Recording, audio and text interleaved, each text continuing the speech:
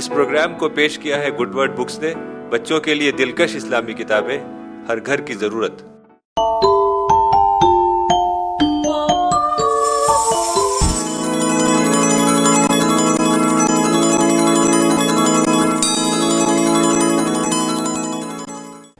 بسم اللہ الرحمن الرحیم. اسلامی تعلیمات کے اس پروگرام میں آپ کا بہت بہت خیر مقدم ہے. اس پروگرام کے ذریعے ہم قرآن اور حدیث کے قصے اور واقعات اور حضرت محمد صلی اللہ علیہ وسلم اور صحابہ کی زندگی کے حالات اور واقعات آپ کے سامنے پیش کریں گے، جس میں ہمارے لیے سبق ہے، رہنمائی ہے اور گائیڈنس کا سامان ہے. اور اسی کے ساتھ ساتھ اسلامی تعلیمات کی وہ باتیں بھی ہم آپ کے سامنے رکھیں گے جس میں مورل ویلیوز سکھائی گئی ہیں، تاکہ ہم اپنے اندر اعلیٰ کیریکٹر پیدا کر سکیں، اعلیٰ اخلاق پیدا کر سکیں اور دنیا اور آخرت میں کامیابی حاصل کر سکیں. آج ہم حضرت یوسف یعنی جوزف کا قصہ آپ کو سنائیں گے.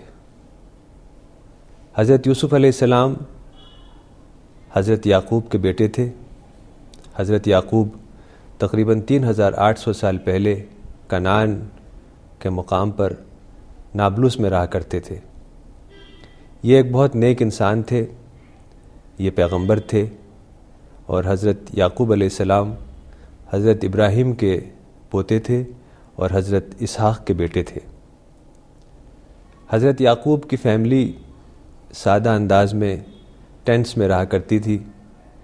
یہ لوگ بکریاں، بھیڑ، اونٹ وغیرہ پالتے تھے اور آس پاس کی پہاڑیوں میں اس کو چرانے لے جایا کرتے تھے.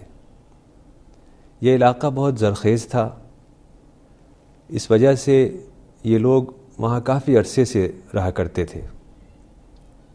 ان کی فیملی گھر کے کاموں میں مصروف رہتی تھی، مثلاً بھیڑ بکریاں چرانا، بکریوں سے دودھ نکالنا، دودھ سے مکھن، گھی، پنیر وغیرہ بنانا، شیپ کے بالوں سے اون بنانا اور گرم کپڑے سلنا، ایسے ہی مسالے بنانا، اسپائسز اور ڈرائی فروٹس بنانا، اور جو گھریلو قسم کی دوائیں ہوتی ہیں جیسے بام وغیرہ اور اولیو آئل سے جو چیزیں بنتی ہیں اس طرح کی چیزیں بنانا، اور ایسے ہی دری، کارپیٹس وغیرہ تیار کرنا، اور ان سب چیزوں کو اونٹ پر لاد کر آس پاس کے شہروں میں لے جانا. اور وہاں اس زمانے میں سوق لگا کرتی تھی یعنی بازار، تو اس بازار میں لے جا کے اسے فروخت کرنا. تو کنعان دراصل قدیم شام اور فلسطین کا قدیم نام ہے، یعنی سیریا سے مصر کے بارڈر تک کا علاقہ کنعان کہلایا کرتا تھا. سیریا، لبنان، اسرائیل، فلسطین اور جارڈن کا بھی کچھ حصہ اس میں شامل تھا. یہ بہت زرخیز علاقہ تھا، یعنی بہت رچ فرٹائل لینڈ تھا. خاص طور سے جارڈن ریور کے آس پاس کا علاقہ بہت فرٹائل تھا، اور کنعان کئی کیرواں روٹس پر بھی تھا. یعنی جو کیرواں بیبیلون سے سیریا کی طرف ہوتا ہوا مصر کے لیے جاتا تھا وہ کنعان سے گزرتا تھا. اس لیے اس زمانے کے لحاظ سے وہاں کافی ٹریڈ ہوا کرتا تھا. اور ایسے ہی نابلس جس شہر میں حضرت یعقوب علیہ السلام پیدا ہوئے تھے اس کا پرانا نام نیاپولس تھا. نابلس قدیم فلسطینی شہر ہے جو ویسٹ بینک میں واقع ہے. یہ جیروسلم سے تقریباً 60 کلومیٹر کی دوری پر ہے. 636 AD میں 636 عیسوی میں حضرت عمر کے زمانے میں نابلس اسلامی سلطنت کا حصہ بنا. پھر 1099 میں یہ کروسیڈرز کے پاس آ گیا. پھر 1187 میں صلاح الدین ایوبی نے دوبارہ نابلس کو اسلامی سلطنت کا حصہ بنایا، اور پھر یہ ایک لمبے عرصے تک عثمانی خلافت کا حصہ رہا، آٹومن امپائر کا حصہ رہا. پھر یہ برٹش کالونی کا حصہ بن گیا.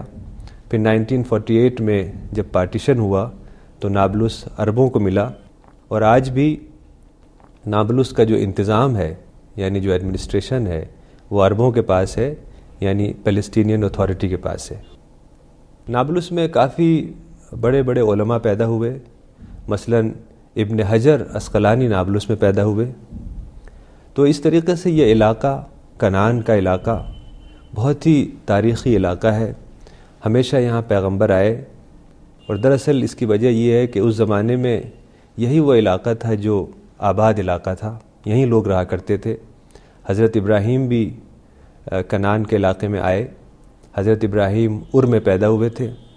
ار جو اب عراق میں ہے، وہ ار سے نکلے اور بیبیلون گئے۔ بیبیلون جو بیبیلونیا کی راجدھانی تھی، اور بیبیلون سے پھر انہوں نے ہاران کا سفر کیا۔ ہاران اب ترکی میں ہے۔ پھر ہاران سے وہ ایلیپو گئے۔ ایلیپو یعنی حلب جو اب سیریا میں ہے۔ پھر ایلیپو سے حضرت ابراہیم علیہ السلام نے جیروسلم کے لیے سفر کیا، اور پھر وہیں رہنے لگے۔ جیروسلم کے پاس ہیبرن میں وہ رہنے لگے، اور جیروسلم سے پھر کچھ عرصے بعد وہ ایجپٹ گئے، اور ایجپٹ سے پھر واپس آئے، اور پھر دوبارہ جیروسلم سے انہوں نے سفر کیا مکے کی طرف، اور مکے میں خانہ کعبہ کی تعمیر کی اور لوگوں کو حج کے لیے بلایا۔ تو اس لحاظ سے یہ کنعان کا علاقہ بہت ہی تاریخی اہمیت کا علاقہ ہے، اور خاص طور سے جیروسلم بہت ہی تاریخی شہر ہے۔ اور جیروسلم میں ایسٹ جیروسلم کی بہت اہمیت ہے، چونکہ وہاں مسجد اقصیٰ ہے۔ مسجد اقصیٰ کو قبلہ اول بھی کہا جاتا ہے۔ یہ مسجد خانہ کعبہ اور مسجد نبوی کے بعد تیسری سب سے مقدس مسجد ہے۔ رسول اللہ صلی اللہ علیہ وسلم نے ہجرت کے بعد تقریباً 16-17 مہینے تک مسجد اقصیٰ کی جانب رخ کر کے نماز ادا کی۔ پھر قرآن میں یہ حکم آیا کہ اب تم کعبہ کی طرف رخ کر کے نماز ادا کرو، تو اس کے بعد مسجد اقصیٰ کو بدل کر کعبہ قبلہ بنا دیا گیا۔ مسجد اقصیٰ ایسٹ جیروسلم میں واقع ہے، اور یہ جیروسلم کی سب سے بڑی مسجد ہے۔ اس میں تقریباً 5000 لوگ بیک وقت نماز پڑھ سکتے ہیں۔ اس کے علاوہ باہر صحن میں بھی ہزاروں لوگ نماز ادا کر سکتے ہیں۔ مسجد اقصیٰ ایک بہت بڑے کمپلیکس میں واقع ہے، جس میں کئی اور عمارتیں ہیں، مثلاً قبۃ الصخرہ، وضو کرنے کے لیے جگہ، اور مکتبہ۔ حضرت محمد صلی اللہ علیہ وسلم سفر معراج کے دوران مکے میں یہاں پہنچے تھے، اور مسجد اقصیٰ میں تمام انبیاء کی نماز کی امامت کی تھی۔ قرآن میں اس واقعے کا ذکر اس طرح آیا ہے: سبحان الذی اسریٰ بعبدہ لیلا من المسجد الحرام الی المسجد الاقصی الذی بارکنا حولہ۔ پاک ہے وہ جو لے گیا ایک رات اپنے بندے کو مسجد حرام سے مسجد اقصیٰ تک، جس کے ماحول کو ہم نے بابرکت بنایا۔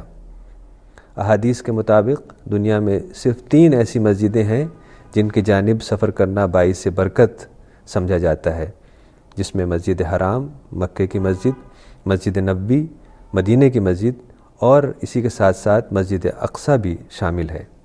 جب حضرت عمر فاروق کے دور میں جیروسلم اسلامی سلطنت کا حصہ بنا، تب آپ نے جیروسلم کا سفر کیا اور وہاں مسجد تعمیر کرنے کا حکم دیا۔ تو ایک چھوٹی سی مسجد اس وقت وہاں بنا دی گئی۔ یہی مسجد بعد میں مسجد اقصیٰ کہلائی۔ پھر 705 AD میں خلیفہ عبد الملک بن مروان نے مسجد اقصیٰ کی تعمیر شروع کی، جو کہ خلیفہ ولید بن عبد الملک کے زمانے تک چلی۔ مسجد اقصیٰ کے اندر کی دیواروں اور سیلنگ پر بڑی خوبصورت رنگین نقاشی بنی ہوئی ہے۔ دیواروں پر خوبصورت موزائک اور گلاس ورک کی ڈیزائن ہے۔ اور اسی طریقے سے جیروسلم میں قبۃ الصخرہ ہے، یعنی وہ گولڈن ڈوم والی عمارت جو اکثر آپ فوٹو وغیرہ میں دیکھتے ہوں گے۔ یہ اسے ڈوم آف دی راک کہا جاتا ہے، کیونکہ یہ ایک بہت تاریخی چٹان کے اوپر بنائی گئی ہے۔ یہ جیروسلم میں مسجد اقصیٰ کے کمپلیکس کے تقریباً بیچ میں واقع ہے۔ یہ ایک تاریخی چٹان کے اوپر سنہری گنبد والی عمارت ہے، جو کہ آکٹاگونل اسٹرکچر ہے، یعنی 8 رخی عمارت ہے۔ اس کا ڈائیمیٹر 60 فٹ ہے، اس کی دیوار کی اونچائی 36 فٹ ہے اور چوڑائی 60 فٹ ہے۔ جس چٹان پر یہ عمارت بنی ہوئی ہے، اس جگہ سے معراج کی رات حضرت محمد صلی اللہ علیہ وسلم فرشتہ جبریل کے ساتھ آسمانوں کی طرف گئے تھے۔ 630 عیسوی میں حضرت عمر نے اس علاقے کو صاف کروایا، اور تب یہ چٹان واضح ہوئی اور اس کے ساتھ ایک مسجد بنوائی۔ پھر 685 عیسوی سے لے کر 691 عیسوی کے زمانے میں خلیفہ عبد الملک نے اس چٹان کے اوپر ایک گنبد تعمیر کروا دیا، جو فن تعمیر کا ایک عظیم نمونہ سمجھا جاتا ہے۔ اس عمارت میں کئی بار رینوویشنز ہوئے، خاص طور سے 1955 میں اور 1993 میں، جو کہ جارڈن کی حکومت کی طرف سے کروائے گئے۔ اس عمارت کے اندرونی دیواروں پر خوبصورت ٹائل لگے ہوئے ہیں، جس پر قرآنی آیات مثلاً سورہ یاسین وغیرہ لکھی گئی ہے، اور باہر کی دیواروں پر بھی بہت خوبصورت قرآن کی آیات کیلیگرافی کی گئی ہے۔ مسجد اقصیٰ اور قبۃ الصخرہ دونوں کا پورا انتظام مسلم وقف کے پاس ہے۔ تو حضرت یعقوب علیہ السلام کنعان میں رہا کرتے تھے۔ حضرت یعقوب کے 10 بڑے بیٹے تھے اور 2 چھوٹے بیٹے تھے۔ جو 10 بڑے بیٹے تھے وہ پہلی بیوی سے تھے اور 2 چھوٹے بیٹے دوسری بیوی سے تھے۔ جو 2 چھوٹے بیٹے تھے ان کا نام تھا یوسف اور بنیامین، یعنی جوزف اور بنجامین۔ یوسف بہت صالح اور نیک انسان تھے، اس لیے حضرت یعقوب ان کی بہت قدر کرتے تھے، ان کو بہت مانتے تھے، ان سے حضرت یعقوب کو بہت زیادہ لگاؤ تھا۔ اس وجہ سے جو بڑے 10 بھائی تھے، جو سوتیلے بھائی تھے، اسٹیپ برادرز تھے، ان کے اندر یوسف کے خلاف بہت نفرت تھی، وہ بہت غصہ رہتے تھے، چونکہ ان کو یہ اندازہ تھا، ان کو یہ خیال تھا کہ والد صرف یوسف کو مانتے ہیں اور باقی بھائیوں کو نظر انداز کرتے ہیں۔ گڈ ورڈ اسلامی کتابوں کا عظیم مرکز۔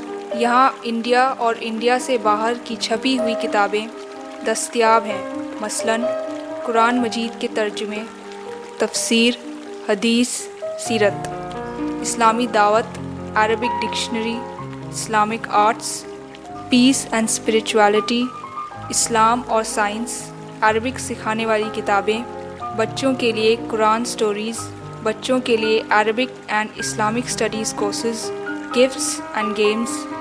آج ہی کانٹیکٹ کریں good word books, 1 Nizamuddin west market, new Delhi 110013۔ Call کریں 41827083۔ ای میل کریں info@goodwordbooks.com۔ Website www.goodwordbooks.com۔